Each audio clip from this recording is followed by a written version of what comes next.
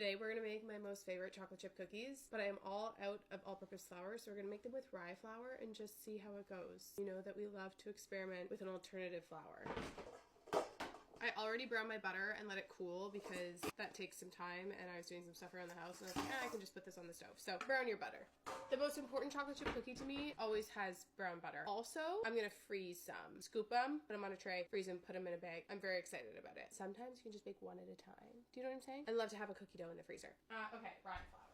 Organic whole rye flour. This is what we got to work with. I'm pretty confident that they'll be phenomenal because they usually are. Okay, 2 eggs and an egg yolk. And what do we have? Whoa. 1, 2, and a yolk. Yolk. I'm gonna get a new bowl because I was supposed to do the brown sugar and butter first. Get all the little chunky goodness. A cup of brown sugar. A 1/4 cup of granulated. Whisk, whisk, whisk, whisk, whisk, whisk, whisk. Okay. Okay, now we add our eggs and it will kind of seize up a little bit. Because we use brown butter, we don't have to make our cookies in the mixer and it's the best. Okay. See that? Flour. 1.5 cups.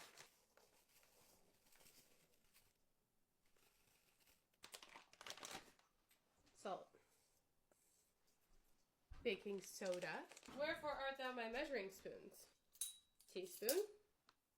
Do I have everything? Vanilla. Okay, vanilla into our wet. I'm doing vanilla bean paste.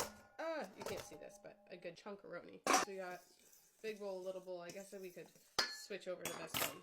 I'm making a lot of dishes for myself, let me tell you. Whoa. And I also shouldn't have done that. Fold them in. Okay. Ooh, they look so nice and whole grainy.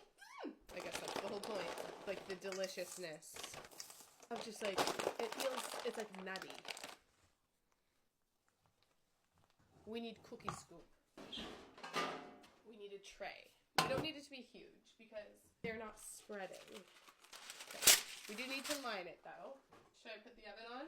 375 test. So what do you bake them at? As I recipe develop now, I've been writing things on my computer and I try to cook for my cookbook, obviously, to test that what I've written is correct. And so now I feel like I do a lot of reading from the computer because I'm trying to make sure that things are correct and accurate. 375. That's what I figured, but I just need to make sure.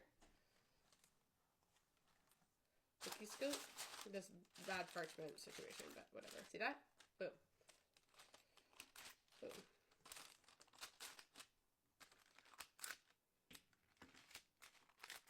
Okay.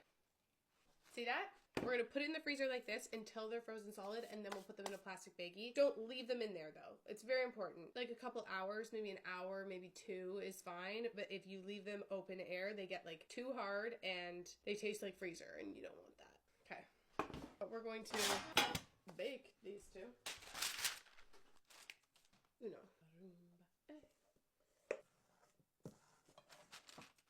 Okay. Perfect. 14 cookies. I like to add a little bit of salt sometimes. What I find this Vancouver Island sea salt is a very large grained flaky salt, and I like that here. I don't know if you can see it. I like that for the top of a cookie because then it doesn't melt into the cookie. I like to do that. It's not to temp, so we're gonna go in the oven when it is to temp, and they take like 8 minutes, sometimes 10 minutes, just depends. You kind of have to look at them. The frozen ones though, you can bake from frozen, but they'll probably take like 15. They take a while. James and I just split a little leftover chili for lunch. She's about to go down for a nap. I'm gonna have a cookie. They were 8.5 minutes and beautiful. Just straight gorgeous. They're still a little bit too fresh, but this one's good.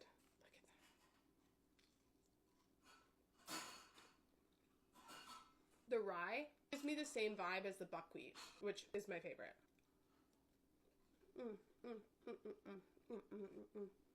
So good. Okay, well, I'm gonna go put that peanut to bed. Cookies are phenomenal. Okay, bye.